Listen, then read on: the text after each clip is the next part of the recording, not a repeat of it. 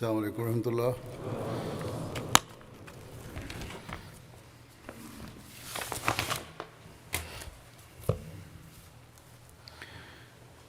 أشهد أن لا إله إلا الله وحده لا شريك له وأشهد أن محمدا عبده ورسوله أما بعد فأعوذ بالله من الشيطان الرجيم بسم الله الرحمن الرحيم الحمد لله رب العالمين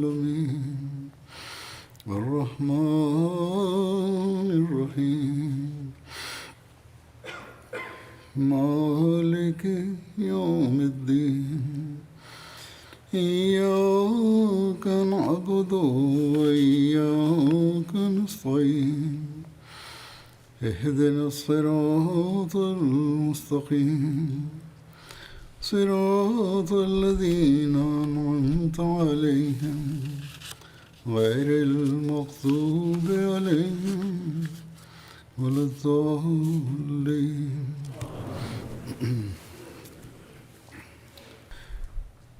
हिजरत के बाद के इब्तदाई हालात जंग बदर के असबाब. J'avais évoqué partiellement la situation initiale après l'hégire, les causes de la bataille de Badr et les mesures prises par le saint prophète Mohammed lui contre les actions des mécréants et des mesures qu'il a prises pour déjouer leurs manœuvres.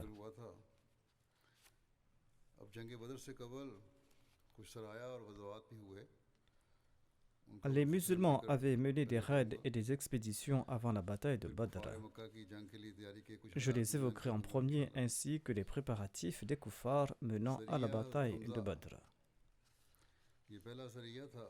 La Sariya de Hamza était la toute première expédition envoyée par le saint prophète Mohammed lui.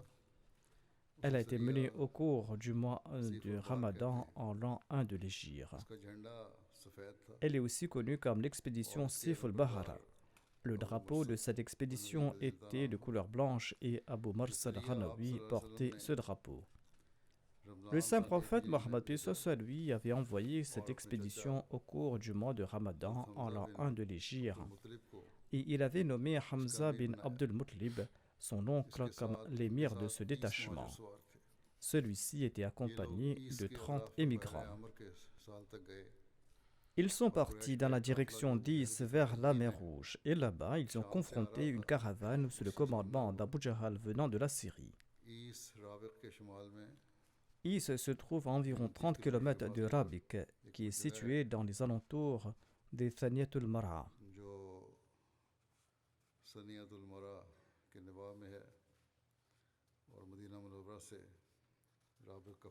Rabik se trouve à environ 240 km de Médine.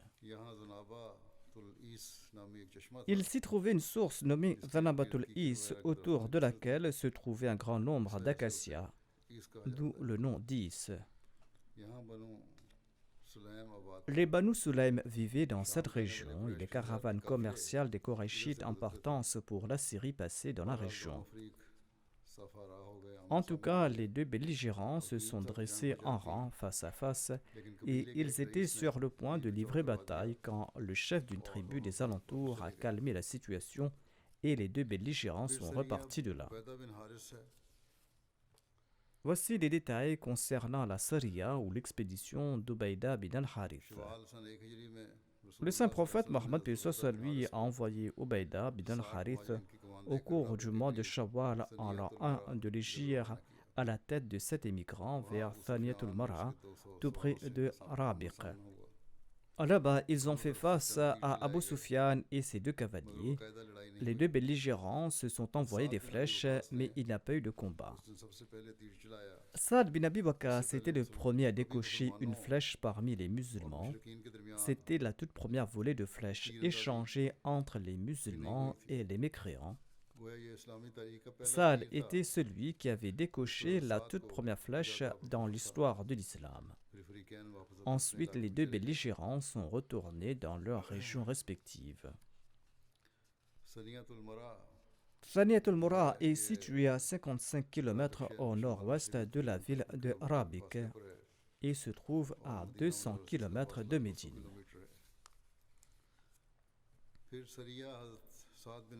L'expédition de Saad bin Abi Waqqas a eu lieu en l'an 1 ou en l'an 2 de l'Hégire selon certains.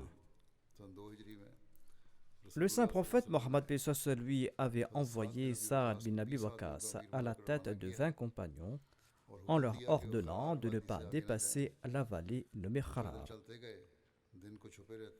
Ils sont partis à pied, ils se cachaient durant la journée et voyageaient la nuit. Et ils sont arrivés à Kharar. Leur objectif était d'intercepter une caravane commerciale des Korachites. Mais lorsque ce détachement est arrivé à Kharar, ils ont su que la caravane était passée la veille. Ainsi, ils sont retournés de là sans aucune confrontation. Kharar en arabe signifie l'eau qui coule en émettant du bruit. Kharar se trouve tout près du Jurfa dans le Hijaz. Voici les détails sur la Ghazwa Waddan ou sur la Ghazwa d'Abwa.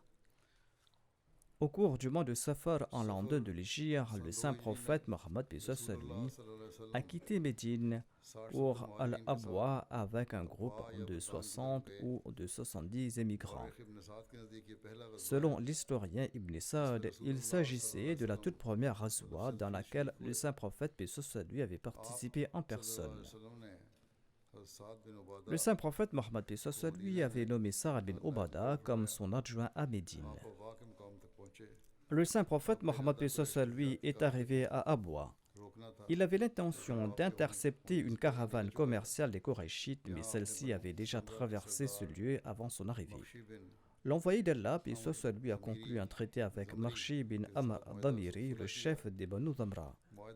Selon les termes de cette alliance, l'envoyé d'Allah, paix soit lui, ne lancera pas d'attaque contre les Banu Damra, et ces derniers ne prendront aucune mesure contre les musulmans et ne participeront pas non plus à aucune opération contre les musulmans. Et ils n'aideront pas non plus aucun ennemi contre le saint prophète Mohammed paix soit lui. Le saint prophète paix soit lui était absent de Médine pour 15 jours lors de cette expédition. Waddan se situe entre la Mecque et Médine à 13 km d'Abwa, où est enterrée la mère du saint prophète Mohammed paix soit lui. Waddan est situé à environ 100 km de Jurfa. Je présente les noms de ces lieux et ces détails car certains Ahmadis se rendent en Arabie et d'autres accomplissent l'Umrah. Connaissant l'histoire, ils souhaitent également visiter ces lieux. Et ces détails permettent de mieux situer ces lieux. La Ghazwa de Bouat a eu lieu au cours du mois Rabiul Awwal en l'an 2 de l'Hégire. L'envoyé d'Allah sallallahu alayhi wa sallam avait nommé Sa'ad bin Mu'adh émir de Médine et accompagné de 2 de ses compagnons, il est sorti pour intercepter une caravane des Korachites. Umayya bin Khalf était présent dans cette caravane ainsi qu'une centaine d'autres Korachites et 2500 chameaux. L'envoyé d'Allah sallallahu alayhi wa sallam atteignit Bouat de la région de Rizwa, mais il n'a rencontré personne là-bas et il est retourné à Médine. Le drapeau lors de cette expédition était de couleur blanche et ce drapeau était porté par Saad bin Abi Waqqas. Bouat comprend 2 montagnes de la tribu Juhayna situées sur la route entre la Mecque et la Syrie. Ces montagnes jouxtent la célèbre montagne nommée Razwa et environ 100 km séparent Médine de Bouat. Voici les détails sur la Ghazwa d'Ushaira. Le saint prophète Mohammed paix soit sur lui a été informé qu'une caravane commerciale des Korachites avait quitté la Mecque et que les habitants de la Mecque y avaient investi tous leurs biens afin d'utiliser les profits dans la guerre contre les musulmans. Par conséquent, le saint prophète Mohammed paix soit sur lui a quitté Médine avec 200 ou 250 individus au cours du mois Jamad al-Oula, ou selon un autre récit au cours du mois Jamad al-Thaniya en l'an 2 de l'Hégire. Quand il est arrivé au lieu dit Ushaira, il a appris que la caravane commerciale des Korachites était partie de là quelques jours avant son arrivée. Ushaira est une région entre la Mecque et Médine à proximité de Yanbu, sur le territoire des Banu Mujlij. Le saint prophète, paix soit lui, a passé quelques jours là-bas. Il a conclu un traité de paix avec les alliés des Banu Mujlij et des Banu Dhamra. Ensuite, il est retourné à Médine. Il s'agissait de la même caravane commerciale des Korachites de la Mecque que le saint prophète Mohammed lui avait de nouveau poursuivi à son retour de la Syrie et qui a été la cause de la bataille de Badr. Voici les détails sur la Ghazwa al-Badr al-Oula. Après la Ghazwa d'Ushaira, le saint prophète Mohammed lui était à peine arrivé à Médine depuis 10 jours quand Qusr bin Jabir a attaqué un pâturage de Médine. Le saint prophète Mohammed lui s'est mis à sa poursuite. Il avait nommé Zayd bin Haritha comme son suppléant à Médine. Le saint prophète Mohammed lui l'a poursuivi jusqu'à la vallée de Safwan, dans les environs de Badr. Mais Qurs bin Jabir s'était échappé et l'envoyé d'Allah, paix soit lui, n'a pas pu le rattraper. Cette Ghazwa est connue comme la première Ghazwa de Badr. Par la suite, le saint prophète, paix soit lui, est retourné à Médine. On nomme cette expédition al-Badr al-Oula car l'armée des musulmans avait atteint Safwan du côté de Badr. Ceci est mentionné dans le recueil Sirat al-Halbiya. Voici les détails que présente Hazrat Mirza Bashir Ahmad Saib à propos de Qurs bin Jabir. Il déclare que ce raid de Qurs bin Jabir n'était pas un simple pillage commis par des Bédouins. Il s'était attaqué aux musulmans au nom des Korachites et ce avec un motif particulier. Et il est très probable qu'il soit venu spécifiquement pour attenter à la vie du saint prophète Mohammed lui, mais qu'en raison de la vigilance des musulmans, ces personnes se sont contentées de voler les chameaux des musulmans avant de s'enfuir. Cela démontre également que les Korachites de la Mecque avaient prévu de piller Médine afin de détruire complètement les musulmans. Il convient également de rappeler que les musulmans avaient d'ores et déjà reçu l'autorisation d'accomplir le djihad par l'épée et ils avaient également pris des mesures initiales pour se défendre, mais jusqu'à présent ils n'avaient subi aucune perte de biens ou de vie de la part des Kourachites. Or, ce raid de Qurs bin Jabir avait nui physiquement aux musulmans. En d'autres termes, même après l'acceptation du défi des Korachites, ce sont les mécréants qui ont pratiquement initié la bataille. Voici les détails sur l'expédition d'Abdullah bin Jahash vers Nakhla. Nakhla, qui est une vallée située dans les environs de la Mecque. Au cours du mois de Rajab, le saint prophète Mohammed lui a envoyé Abdullah bin Jahash à la tête de 8 muhajirines. Il n'y avait aucun ansar dans ce détachement. Le saint prophète Mohammed lui leur a remis une lettre en disant ceci. Ayant parcouru une distance de 2 jours de Médine dans telle direction, ouvrez la lettre et agissez conformément aux instructions. Mais, a-t-il dit au chef de l'expédition, que tu ne dois contraindre aucun de tes compagnons à poursuivre cette mission. Après avoir parcouru 2 jours de voyage de Médine, Abdullah a ouvert les instructions du saint prophète, paix soit lui, qui étaient les suivantes. Continuez votre voyage et dirigez-vous vers la vallée de Nakhla, entre la Mecque et Taïf, et là-bas, surveillez les mouvements des Korachites et informez-moi à ce propos.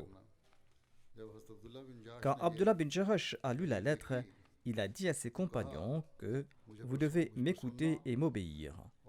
Le messager d'Allah, paix soit lui, m'a ordonné de me diriger vers Nakhla et de surveiller les activités des Korachites là-bas, afin que je puisse en informer l'envoyé d'Allah, sallallahu alayhi wa sallam.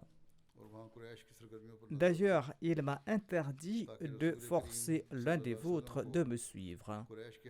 Ainsi donc, celui d'entre vous qui aspire au martyre doit m'accompagner, et celui qui souhaite retourner peut partir. Mais aucun de ses compagnons n'a rebroussé chemin, et ils sont tous partis pour le Hijaz. À un moment donné, au cours du voyage, le chameau de Saad bin Abi Waqqas et de Utba bin Ghazwan s'est perdu. Tous deux sont restés en arrière pour se mettre à la recherche de ce chameau. Et pendant ce temps, Abdullah bin Jahash et le reste de ses compagnons avaient atteint Nakhla. Une caravane des Korachites passait par là, transportant des raisins secs, du cuir et des marchandises des Korachites. Amr bin Hadrami faisait également partie de cette caravane. Lorsque ces Korachites de la Mecque ont vu les musulmans, ils ont pris peur. Ukasha bin Mihsan est apparu devant eux. Il s'était rasé la tête. Les mécréants étaient rassurés de le voir en se disant qu'il n'y a rien à craindre, ces gens vont accomplir l'Umrah. Et les musulmans se sont consultés et ils se sont dit, nous sommes le dernier jour du mois de Rajab. Si nous les combattons et si nous les tuons, ce sera une violation du mois sacré.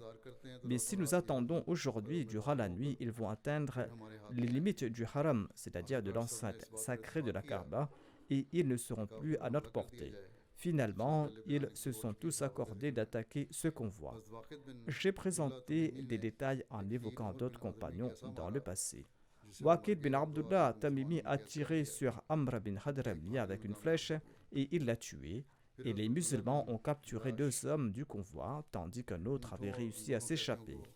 Abdullah bin Jahash a pris les chameaux et les 2 prisonniers et s'est présenté au saint prophète Mohammed lui à Médine. L'envoyé d'Allah sallallahu alayhi wa sallam, lui a dit ceci: je ne t'ai pas ordonné de combattre pendant le mois sacré. Et il a repoussé les chameaux et les 2 prisonniers et il a refusé d'accepter quelque part du butin. D'aucuns disent que le pillage était l'objectif de ces expéditions. Le pillage n'était pas le but de ces expéditions, sinon l'envoyé d'Allah, paix soit lui, l'aurait félicité. Or, en ce cas, l'envoyé d'Allah l'a condamné en disant qu'il avait mal agi. D'autre part, les Korachites ont également fait du bruit que les musulmans avaient violé le mois sacré.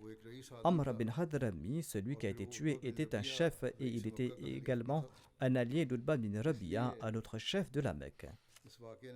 C'est pour cette raison que cet incident a enflammé la colère des Korachites et ils ont commencé à se préparer à attaquer Médine avec une plus grande furie.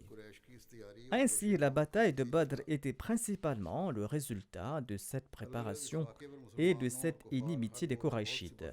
En somme, il y a eu beaucoup de discussions entre les musulmans et les koufars à propos de cet incident et finalement, un verset du Saint-Coran était révélé à ce propos, consolant ainsi les musulmans.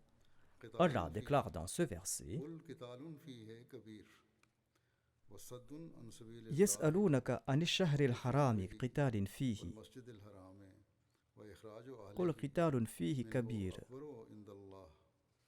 وصد عن سبيل الله وكفر به والمسجد الحرام وإخراج أهله منه أكبر عند الله والفتنة أكبر من القتل ولا يزالون يقاتلونكم حتى يردوكم عن دينكم إن استطاعوا. C'est-à-dire, ils t'interrogent à propos du combat au cours des mois sacrés. Dis-leur, se battre au cours des mois sacrés est grave, mais empêcher autrui de suivre la religion d'Allah au cours du mois sacré, voire violer le caractère sacré de ces mois et de la sainte mosquée, et expulser les habitants de la zone du haram, comme vous le faites vous, ô polythéistes, ce sont là autant d'actions qui sont pires aux yeux de Dieu que de combattre durant le mois sacré. Et fomenter les troubles dans le pays au cours des mois sacrés est pire que le meurtre commis pour arrêter ces mots. Ô musulmans, l'inimitié des koufars à votre endroit les a tant aveuglés qu'ils sont prêts à vous combattre en tout lieu et à tout moment. Et ils ne cesseront de vous combattre jusqu'à ce qu'ils vous aient détourné de votre religion s'ils peuvent le faire. En tout cas, Allah savait que les mécréants tenteront de détourner les musulmans de leur religion. Et Allah n'a exprimé aucun mécontentement à l'égard de cette action d'Abdullah bin Jahash. Selon l'histoire, les chefs des Koraïchites menaient leur propagande sanguinaire même au cours des mois sacrés. Voire, ils étaient encore plus actifs dans leurs desseins maléfiques au cours de ces mois, profitant des rassemblements et des voyages qui y avaient lieu. En outre, de manière éhontée, et afin de se satisfaire, ils réarrangeaient l'ordre de ces mois sacrés, une pratique connue sous le nom de Nasi. Par conséquent, il est tout naturel que les musulmans aient trouvé réconfort dans cette réponse venant de la part de Dieu. Et les Koraïchites se sont également calmés. Pendant ce temps, 2 de leurs hommes sont arrivés à Médine pour faire libérer leurs 2 captifs. Cependant, Saad bin Abi Waqqas et Utba n'étaient pas encore retournés à Médine. Et le saint prophète Mohammed lui craignait qu'ils étaient tombés entre les mains des Koraïchites. Et s'ils étaient tombés entre les mains des Koraïchites, ces derniers allaient les tuer. C'est pour cette raison que le saint prophète lui a refusé de libérer les captifs jusqu'à leur retour. Il a déclaré que lorsque mes compagnons vont retourner sains et saufs à Médine, c'est là que je vais relâcher vos prisonniers. Par conséquent, lorsqu'ils sont retournés à Médine, l'envoyé d'Allah, paix soit sur lui, a libéré les 2 captifs contre rançon. Voici les détails sur la bataille dite Al-Badr al-Kubra. Le Saint-Coran décrit cette bataille comme le jour d'Al-Furqan, ou le jour de la distinction. Le premier calife de la communauté Ahmadiyya commente à ce sujet en disant que le Furqan du Saint-Prophète, paix soit sur lui, était le jour de la bataille de Badr, bataille au cours de laquelle les plus puissants des opposants ont été tués et les musulmans ont remporté la victoire. Le premier calife de la communauté Ahmadiyya explique le sens du mot Al-Furqan en ces termes. Il déclare du Saint-Coran, j'ai déduit que Furqan est le nom de la victoire qui brise l'échine de l'ennemi. Et il s'agissait du jour d'Al-Badr. Cette bataille est aussi appelée Badr al-Thaniya ou Badr al-Kubra ou Badr al-Uzma ou Badr al-Kitab. L'envoyé d'Allah, puis lui avait reçu la nouvelle qu'Abu Sufyan revenait de la Syrie avec une caravane commerciale des Koraïchites. Une caravane qui comprenait 1 millier de chameaux. Un énorme capital des Koraïchites a été investi dans cette caravane commerciale. Et celui qui possédait ne serait-ce qu'une once d'or avait investi cet or dans cette caravane. On dit que les Koraïchites y avaient investi une somme faramineuse. 30 à 40 hommes, ou selon un autre récit, 70 hommes accompagnaient cette caravane. Il s'agissait du même convoi que le saint prophète Mohammed lui souhaitait intercepter auparavant quand il est arrivé à Ushaira, mais la caravane était déjà partie vers la Syrie. L'envoyé d'Allah, lui, a quitté Médine au cours du mois Jamadul Oula ou au cours du mois Jamadul Akhira en l'an 2 de l'Hégire. Quand l'envoyé d'Allah a reçu la nouvelle du retour de cette caravane, il a invité les musulmans à l'accompagner, disant qu'il s'agissait d'une caravane commerciale des Koraïchites portant leurs marchandises. Sortez, peut-être qu'Allah vous récompensera par du butin. Ceux qui cherchent des occasions pour lancer des critiques ou ceux qui sont moins informés objectent qu'arrivés à Médine, les musulmans auraient lancé une campagne de pillage et ils citent comme exemple la poursuite de cette caravane. Cette conclusion n'est qu'ignorance et méprise de leur part et le résultat de leur méconnaissance des conditions de guerre de l'époque. L'interception de cette caravane commerciale des Koraïchites n'était pas une question répréhensible. Dans son ouvrage Sirat Khatamun Nabiyyin, Hazrat Mirza Bashir Ahmad Sahib explique ceci en détail. Il déclare: intercepter cette caravane n'était pas une action répréhensible, car tout d'abord, ce convoi, que visaient les musulmans en particulier, était des plus exceptionnels. Chaque homme et chaque femme parmi les Korachites y détenaient des parts. Cela démontre que les chefs des Korachites avaient peut-être décidé qu'ils dépenseraient le bénéfice de ce commerce dans leur guerre contre les musulmans. Et l'histoire prouve d'ailleurs que ces profits ont été utilisés pour financer la bataille d'Uhud. Par conséquent, l'interception de cette caravane faisait partie de la stratégie militaire du saint prophète Mohammed lui. Deuxièmement, il était nécessaire d'intercepter ces caravanes car elles étaient armées et leur passage à proximité de Médine posait des risques importants aux musulmans, d'où l'importance de mettre fin à ces dangers. Troisièmement, partout où ces caravanes passaient, elles incitaient les tribus arabes contre les musulmans, et ceci mettait en péril les musulmans.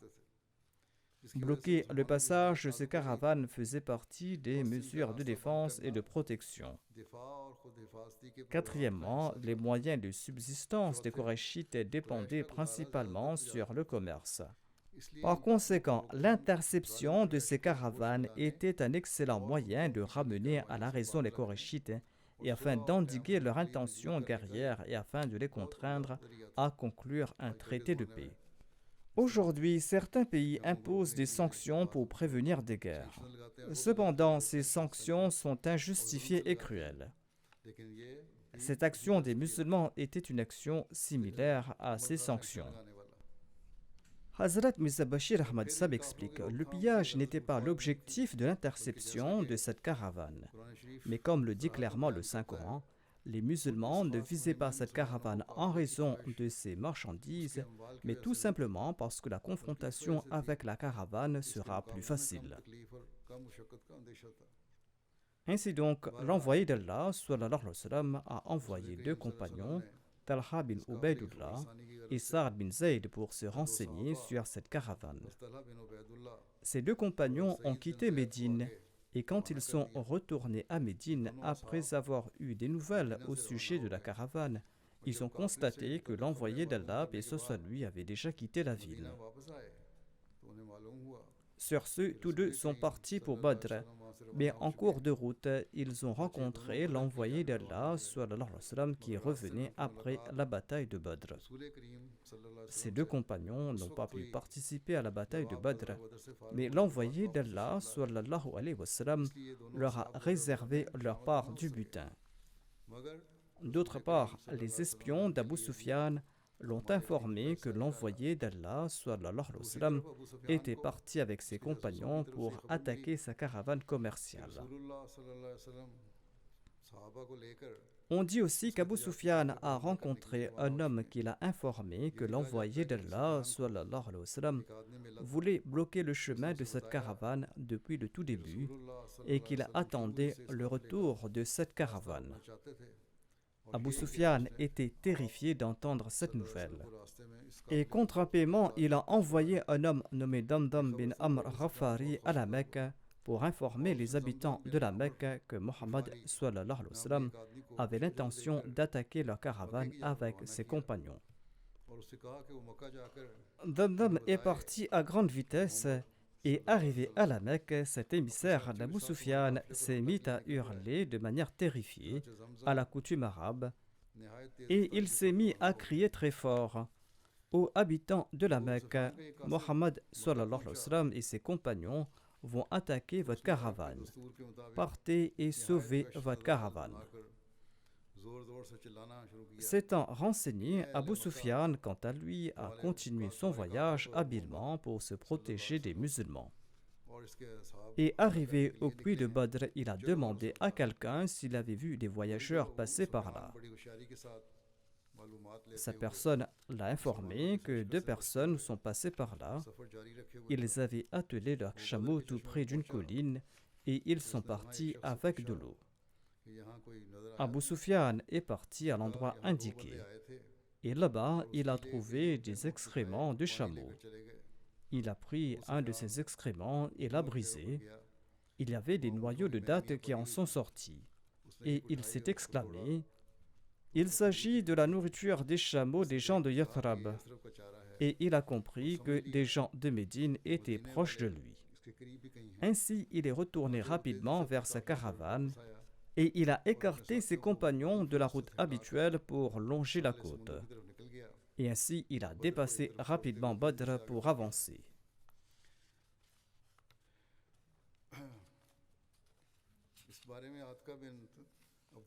Atika bint Abdul Muttalib avait également fait un rêve étrange à ce propos, un rêve qui s'est avéré très juste.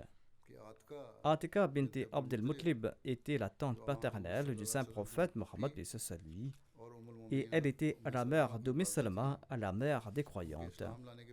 Il existe deux opinions sur son acceptation de l'islam. Selon certains, elle avait embrassé l'islam, mais selon la plupart des narrateurs, elle n'était pas devenue musulmane.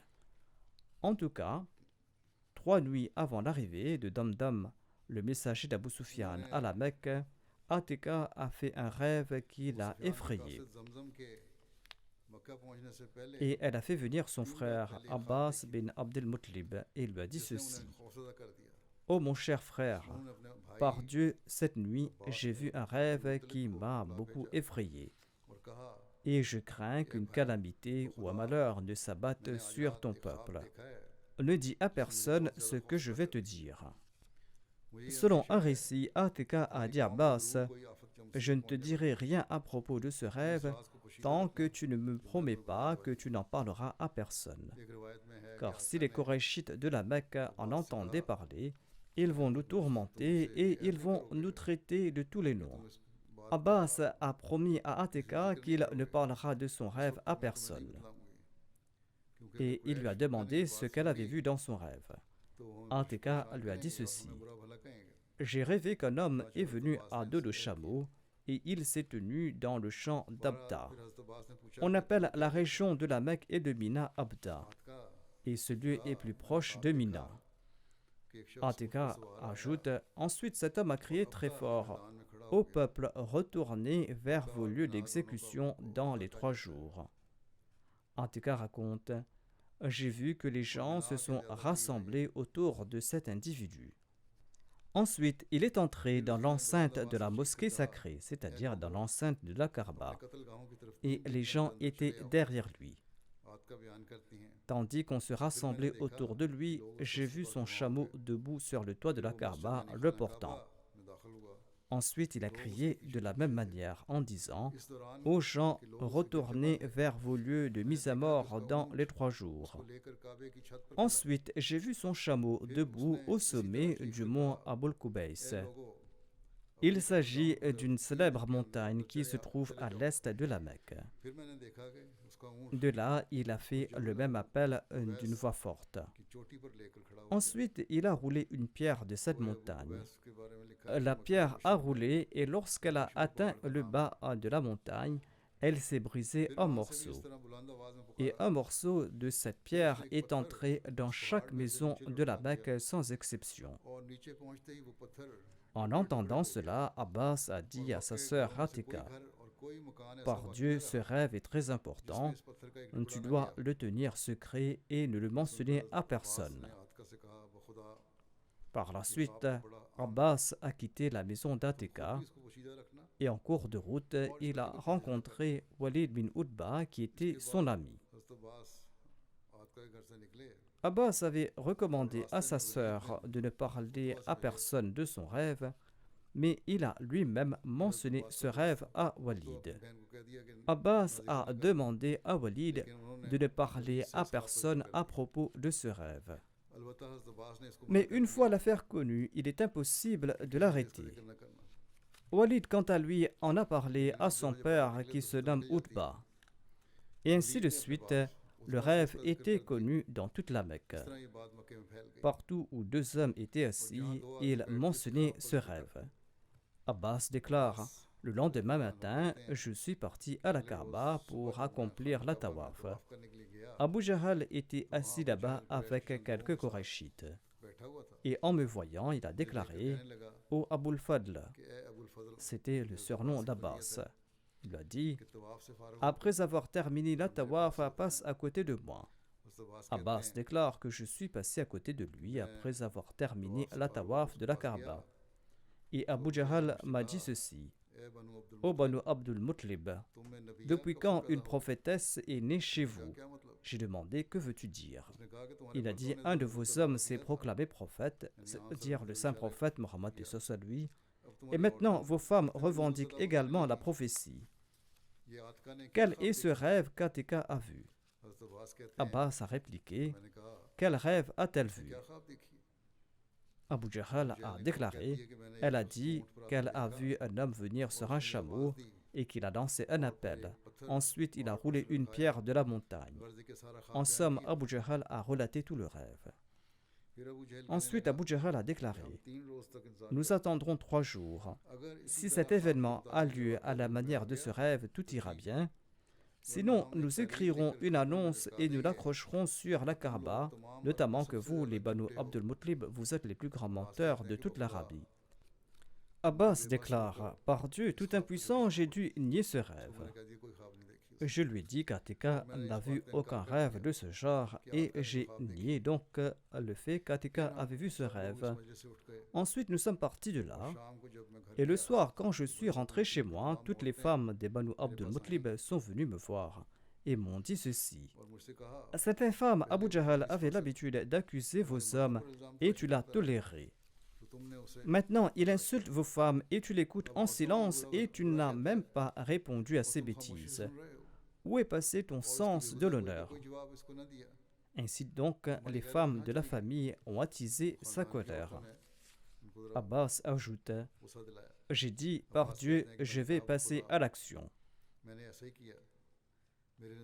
Selon moi, je n'avais pas commis de plus grande erreur.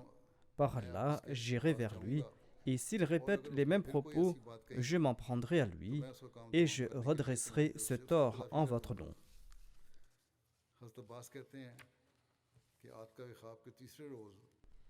Abbas déclare: j'ai quitté ma maison le matin du 3e jour du rêve d'Atika. J'étais très en colère en raison de ma négligence de la dernière fois. Et quand je suis entré dans l'enceinte de la mosquée sacrée, c'est-à-dire de la Kaaba, j'ai vu Abu Jahal. Il avait une langue acérée. Par Dieu, je me suis dirigé vers lui pour qu'il répète les mêmes propos d'avant, afin que je lui règle son compte. Mais j'ai vu qu'Abu Jahal courait vers la porte de la Kaaba. Je me suis dit: qu'est-ce qui lui est arrivé? S'enfuit-il parce qu'il a peur que je le maltraite?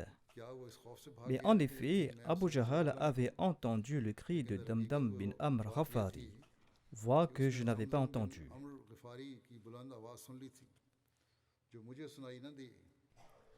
Damdam menait son chameau au milieu de la vallée et il criait très fort. Il avait coupé le nez et les oreilles de son chameau et il avait retourné sa selle et il avait déchiré sa chemise et il criait très fort: la caravane, c'est-à-dire sauvez votre caravane qui est chargée de vos marchandises, caravane qui vient avec Abu Sufyan. Mohammed sallallahu alayhi wa sallam et ses compagnons ont marché pour attaquer cette caravane.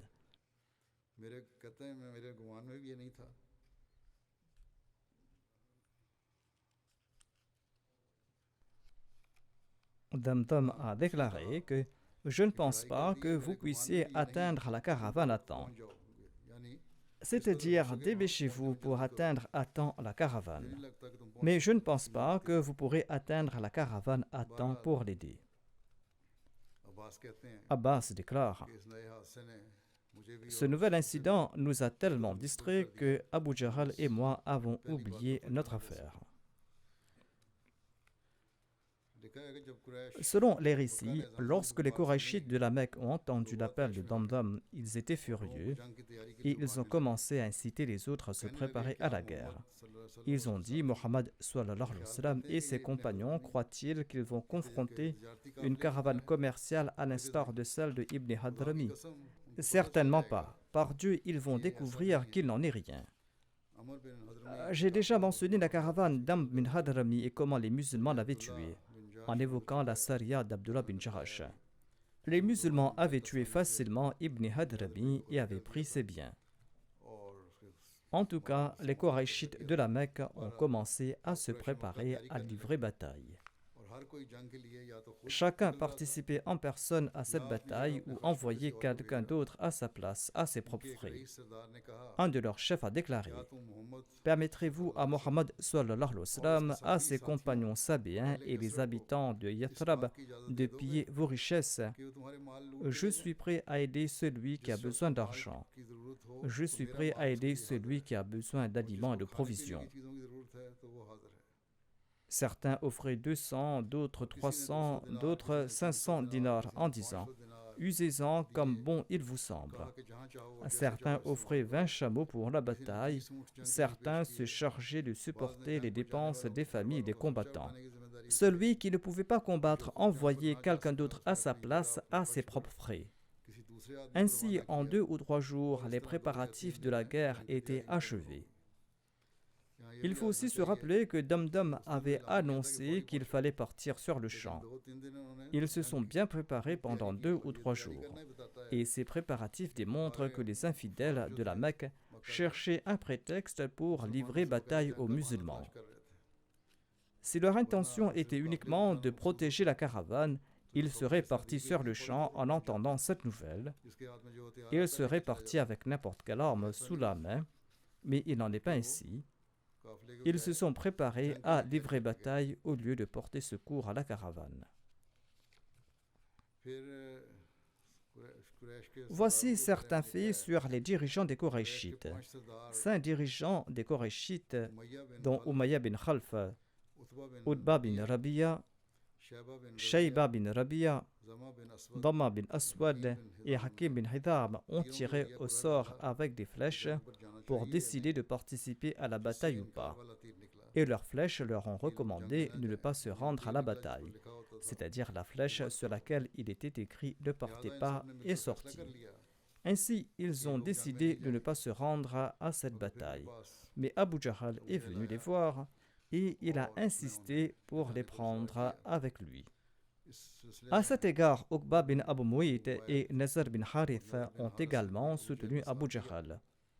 Et ils ont insisté que ces chefs mécois devaient les accompagner. L'esclave d'Utba et de Shayba leur a dit ceci: par Dieu, vous ne partez pas en guerre, mais vous partez vers votre lieu d'exécution. Sur ce, tous deux ont décidé de ne pas se rendre à la bataille. Mais Abu Jahl a tant insisté qu'ils ont accepté tous les deux de se rendre à la bataille avec les autres, mais avec l'intention de retourner en cours de route.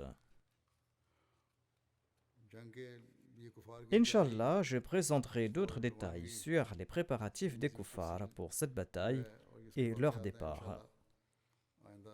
Ces récits sur ces préparatifs sont très détaillés.